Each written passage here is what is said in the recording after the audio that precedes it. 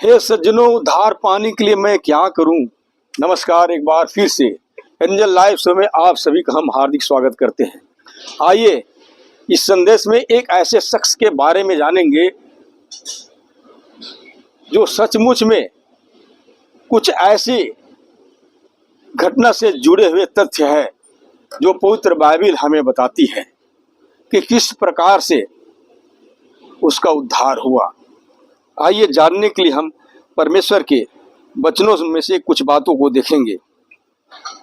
और पवित्र बाइबल हमें बताती है, आधी रात के लगभग पौलुस और सिलास प्रार्थना करते हुए परमेश्वर के भजन गा रहे थे और कैदी उनकी सुन रहे थे। यह एक बार की घटना है जहां पौलुस और सिलास दोनों प्रभु यीशु मसीह की सुसमाचार की बातों को बता रहे थे। तो उस समय के लोगों ने दोनों को पकड़कर जेल गृह में डाल देता है और एक दरोगा के कस्टडी में रखते हुए उन पर कड़ी निगरानी रखा जाता है, कड़ी व्यवस्था किया जाता है। और यहाँ पर लिखा है, आधी रात के लगभग पौलुस और सिलास प्रार्थना करते हुए परमेश्वर के भजन गा रहे थे। चूंकि वो प्रभु यीशु मसीह के चेले थे और जेल खाने में आधी रात को दोनों प्रभु यीशु मसीह के भजन गा रहे थे, तभी लिखा है, इतने में एकाएक एक बड़ा भूकंप आया, एक बहुत बड़ा भूकंप आया और जिसके झटके से जेल खाने का दरवाजा खुल जाता है।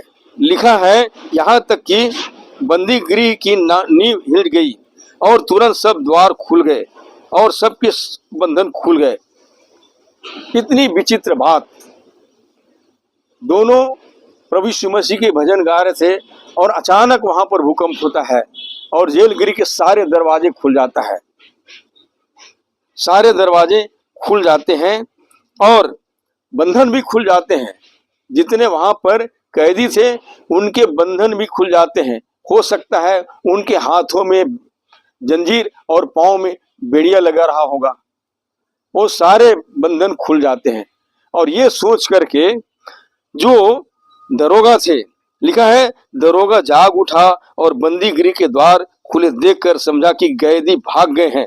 अतः उसने तलवार खींचकर अपने आप को मार डालना चाहा।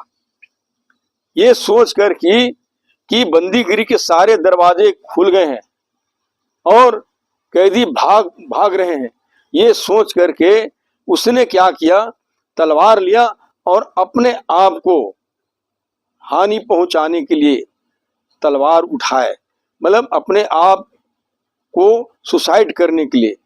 तभी क्या होता है, परंतु पौलुस ने ऊंचे शब्द से पुकार कर कहा, अपने आप को कुछ हानि मत पहुंचा, क्योंकि हम सब यही हैं।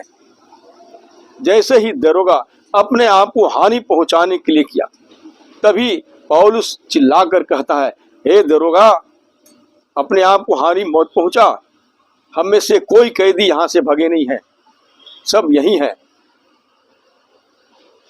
सोचने वाली बात है, अगर ऐसी स्थिति किसी जेल खाने में हो जाए तो आज के समय में कैदी भाग निकलेंगे। चारों तरफ सिक्योरिटी रहता है, उसके बावजूद भी तो कैदियां जो हैं दीवार लांग कर भाग जाता है, मार पीट करके भाग जाता है। लेकिन इतनी बड़ी बात है कि जेल गृह के सारे दरवाजे खुलने के बाद और कैदियों के हाथ की जंजीर, पैर की बेड़ियां भी खुलने के बाद भी वहां के एक भी कैदी वहां से फरार नहीं हुए। पौलुस कहता है, हे दरोगा, अपने आप को हानि मत पहुंचा, क्योंकि हम में से सब यही हैं। कब क्या होता है, लिखा है, तब वह दिया मंगवा कर भीतर लपका और कांपता हुआ पौलुस और सिलास के आगे गिरा। देखिए ये कितनी बड़ी बात है। उस समय में पौलुस और सिलास शासन के दृष्टिकोण में खूंखार व्यक्ति माने जाते थे और वो तो प्रचार कर रहे थे प्रभु यीशु मसीह के सुसमाचार का, लेकिन उस समय लोगों के लिए एक बड़ा ही कट्टर व्यक्ति माने जाते थे। लेकिन जब इसने दरोगा ने देखा तो बड़े डरते हुए किसको डरते हुए? मनुष्य को डरते हुए नहीं, परंतु इस बात पर डरते हुए कि ये व्यक्ति कैसे महान है, जरूर इनके पास में उद्धार की बातें होंगे, अनंत जीवन की बातें होंगे। तब उसने क्या किया? उसने दिया मंगवाया और भीतर गया, कांपता हुआ पौलुस और सिलास के आगे जा करके गिर गया। देखिए, हो सकता है अपने जीवन में उसने बड़े से बड़े इंस्पेक्टर के आगे या बड़े से बड़े अधिकारी के सामने उसने कभी गिरा नहीं रहा होगा, परंतु पौलुस और सिलास जो सचमुच में उस समय कैदी के रूप में थे, उसके सामने जा करके दंडवत हो जाता है, गिर जाता है और उन्हें बाहर लाकर कहा, हे सज्जनों, उद्धार पाने के लिए मैं क्या करूं? यहां जो एक विशेष बात जो हम देखते हैं, और जैसे दरोगा कहता है कि हे सज्जनों, उद्धार पाने के लिए मैं क्या करूं? आज के समय में क्या समझेंगे कैदी को? इसने चोरी किया है, घात किया, इसलिए उसके परिणाम स्वरूप ये अंदर है। इनको क्या मालूम होगा कि उद्धार क्या होता है? लेकिन कैदी के दिमाग में ये बात आया कि उद्धार की बातें इन्हीं के पास में होगा कि कैसे उद्धार पाया जा सकता है, और जाकर के ये प्रश्न करता है कि हे सज्जनों, उद्धार पाने के लिए मैं क्या करूं? प्रियो, आज हम कुछ भी क्यों न हो जाए या हमारे पास में कुछ भी क्यों न हो जाए, हम अच्छी समाज से परिपूर्ण हो जाए, हम अच्छे परिवार से परिपूर्ण हो जाए, हम अच्छे धन दौलतों से परिपूर्ण हो जाए, लेकिन एक प्रश्न अभी भी हमारे साथ बना हुआ है, और वो है कि उद्धार पाने के लिए मैं क्या करूं? आप सोच करके देखिए, सचमुच में उद्धार पाने के लिए आपके पास में ऐसा कौन सा उपाय है जिसको करने के द्वारा आप रियली उद्धार पा सकते हैं? मेरे प्रिय भाई बहनों, सोचने वाली बात है। पवित्र बाइबल के अनुसार हम देखते हैं बहुत से ऐसे संसारिक धर्मी व्यक्ति जो सचमुच में संसारिक रूप से धार्मिक थे, परंतु उनमें से किसी को उद्धार नहीं हुआ था।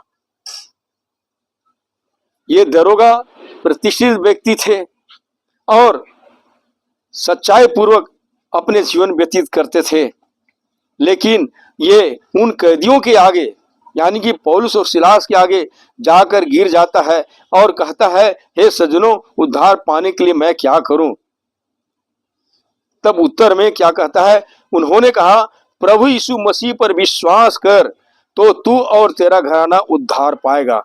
जी हाँ मेरे प्रिय भाई बहनों, उद्धार पाने के लिए यही एक मात्र उपाय है, और पवित्र बाइबल भी हमें बताती है कि परमेश्वर ने जगत से ऐसा प्रेम किया कि उसने अपना एकलौता पुत्र यीशु को दे दिया, ताकि जो कोई उस पर विश्वास करे वह नाश न हो परंतु अनंत जीवन पाए।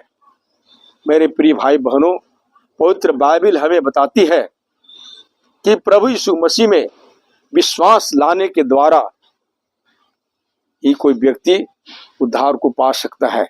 बाइबल ये स्पष्ट बताती है कि प्रभु यीशु मसीह ही एकमात्र उद्धार करता है। आइए जानते हैं इस विषय में पवित्र बाइबल हमें और क्या कुछ बताती है। जैसे लिखा है, किसी दूसरे के द्वारा उद्धार नहीं, क्योंकि स्वर्ग के नीचे मनुष्य में और कोई दूसरा नाम नहीं दिया गया जिसके द्वारा हम उद्धार पा सके। किसी दूसरे के द्वारा उद्धार नहीं, क्योंकि स्वर्ग के नीचे मनुष्यों में और कोई दूसरा नाम नहीं दिया गया जिसके द्वारा हम उद्धार पा सके। बाइबिल इस बात को स्पष्ट करती है। बाइबिल इस बात को स्पष्ट करती है, किसी दूसरे के द्वारा नहीं या किसी नाम से उद्धार नहीं, केवल प्रभु यीशु मसीह के नाम में उद्धार संभव हो सकता है। क्योंकि लिखा है, क्योंकि स्वर्ग के नीचे मनुष्यों में और कोई दूसरा नाम नहीं दिया गया जिसके द्वारा हम उद्धार पा सके। तो मेरे प्रिय भाई बहनों, यदि हम समय रहते अपने इसी जीवन में प्रभु यीशु मसीह पर विश्वास करते हैं, प्रभु यीशु मसीह पर विश्वास करने का मतलब है कि वो हमारे पापों के लिए मर गया, गाड़ा गया और पवित्र शास्त्र के वचन के अनुसार मुर्दा में से तीसरे दिन जी भी उठा। कहने का मतलब यह है, उसके सुसमाचार पर विश्वास लानी है, उसके सुसमाचार पर विश्वास लानी है। और सुसमाचार है कि प्रभु यीशु मसीह हमारे पापों के लिए मर गया, गाड़ा गया, परंतु पवित्र शास्त्र के वचन के अनुसार वह तीसरे दिन मुर्दा में से जी भी उठा। इस तरह की हमारा विश्वास, यदि हम सुसमाचार में विश्वास करते हैं तो हमें अपने पापों से मन फिराने की जरूरत है। पापों से मन फिराने के बाद प्रभु यीशु मसीह का हम अंगीकार करते हैं और प्रभु यीशु मसीह के नाम से बपतिस्मा लेते हैं, तो निश्चित रूप से हमारा उद्धार संभव हो सकता है। और प्रभु यीशु मसीह ने कहा है, जो विश्वास करे और बपतिस्मा ले उसी का उद्धार होगा। तो मेरे प्रिय भाई बहनों, हम अपने जीवन के अधिकाधिक समय को व्यर्थ में जाहिर न करें, परंतु ये कोई मनुष्य की बात नहीं है। पवित्र शास्त्र का वचन है जो हमें बताती है कि यीशु मसीह ही एक ऐसा मार्ग है जो हमें जीवन तक पहुंचाता है। प्रभु यीशु मसीह ने कहा, मार्ग सत्य जीवन मैं हूं, बिना मेरे द्वारा कोई पिता के पास नहीं पहुंच सकता। तो मेरे प्रिय भाई बहनों, आज हमारे लिए अवसर है कि हम उस मार्ग का चुनाव करें जो मार्ग सचमुच में जीवन तक पहुंचाता है, हमें स्वर्ग तक ले जाता है, परमेश्वर तक पहुंचाता है। और प्रभु यीशु मसीह ने कहा, मैं इसलिए आया कि तुम जीवन पाओ और बहुतायत का जीवन पाओ। तो सचमुच में मेरे प्रिय भाई बहनों, जीवन, अनंत जीवन केवल प्रभु यीशु मसीह के पास में है। यहाँ का जीवन क्षणिक भर है, थोड़ा देर के लिए है। इसके बाद में जो हमें जीवन मिलेगा वो हमेशा का जीवन होगा। इसलिए हम प्रभु यीशु मसीह के पास आए, क्योंकि अनंत जीवन की बातें उसी के पास में, अनंत जीवन उसी के पास में है। बाइबिल एक दूसरे जगह पर हमें यह भी बताती है कि जिसके पास में परमेश्वर का पुत्र यीशु है उसके पास में जीवन है, और जिसके पास में परमेश्वर का पुत्र यीशु नहीं उसके पास में जीवन भी नहीं। तो मेरे प्रिय भाई बहनों, उम्मीद करते हैं कि आप अपने उद्धार के विषय में गहनता से सोचे विचारे। आज आपको कौन से ऐसे मार्ग की खोज है? बाइबिल हमें बताती है ऐसा भी मार्ग है जो मनुष्यों को ठीक जान पड़ता है, परंतु उसके अंत में मृत्यु ही मिलती है।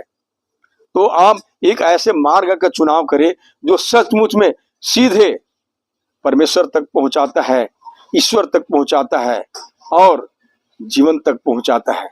मेरे प्रिय भाई बहनों, यहाँ का मार्ग वो मृत्यु को पहुंचाता है। बहुत से मार्ग है जो सचमुच में मनुष्यों को ठीक जान पड़ता है, परंतु उसके अंत में मृत्यु ही मिलती है। इसलिए निर्णय आपके हाथ में है। आप डिसीजन ले, आप निर्णय करें, क्योंकि कुछ ही देर के बाद आपका जीवन यहां से खत्म हो जाएगा। प्रभु यीशु मसीह ने कहा, मनुष्य सारे जगत को प्राप्त करे और अपने प्राण की हानि उठाए तो उसे क्या लाभ होगा। अवश्य है, जब हम संसार में रहते हैं, लोगों के बीच में रहते हैं, बहुत सारी चीजों की आवश्यकता पड़ती है, लेकिन आपने कभी अपने उद्धार के बारे में सोचा? उद्धार मनुष्य के लिए जरूरी है, मुक्ति मनुष्य के लिए जरूरी है, पापों की क्षमा और छुटकारा मनुष्य के लिए जरूरी है, क्योंकि पाप की दशा में हम सब जवाबदेह रह जाएंगे। इसलिए हमें पहले पापों की क्षमा जरूरी है। पवित्र बाइबल हमें बताती है कि प्रभु यीशु मसीह का लहू हमें सब पापों से शुद्ध करता है। अवश्य है कि संसार में कोई भी मनुष्य दावा नहीं कर सकता कि मैंने कभी पाप ही नहीं किया है, क्योंकि पवित्र बाइबल हमें बताती है सबने पाप किया और परमेश्वर के महिमा से रहित है। प्रियो, पाप करने के कारण ही तो मृत्यु मनुष्यों में आया। इसलिए प्रभु यीशु मसीह जीवन जीवन लेकर के आया ताकि वो क्या करे, मृत्यु से छुड़ा करके हमें जीवन जीवन से परिपूर्ण करे। आइए हम उस जीवन की कामना करें, परमेश्वर से प्रार्थना करें कि सचमुच में हम सब प्रभु यीशु मसीह के सुसमाचार पर विश्वास लाकर सचमुच में हम अपने पापों के प्रति संवेदनशील हो सकें और अपने पापों की क्षमा के लिए प्रभु यीशु मसीह का अंगीकार करें और अपने पापों से मन फिराकर प्रभु यीशु मसीह के नाम की बपतिस्मा लें, क्योंकि वो सर्वशक्तिमान जीवित परमेश्वर प्रभु यीशु मसीह की आज्ञा है कि जो विश्वास करे और बपतिस्मा ले उसी का उद्धार होगा।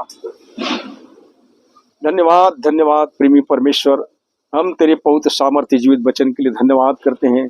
प्रेमी परमेश्वर पिता खुदावन प्यारे प्रभु जी, हम धन्यवाद करते हैं कि तू हम मनुष्यों से ऐसा प्रेम किया कि अपना इकलौता पुत्र को दे दिया। जब हम निर्बल थे, भक्तिहीन थे, तभी तूने हमारे लिए अपना इकलौता पुत्र को दे दिया। खुदावन प्यारे परमेश्वर, हम तेरे उस महान प्रेम के लिए धन्यवाद करते हैं। जब हम पाप की दशा में थे तभी तूने हमारा ख्याल किया प्रेमी परमेश्वर, क्योंकि हम सर्वनाश होने वाले थे। इसलिए प्यारे परमेश्वर, तूने अपना इकलौता पुत्र को हमारे लिए भेज दिया। वो सचमुच में हमारी पापों का प्रायश्चित करके प्रेमी परमेश्वर पिता अपने पवित्र लहू को बहा दिया खुदावन, जिससे कि हमें जीवन मिलता है।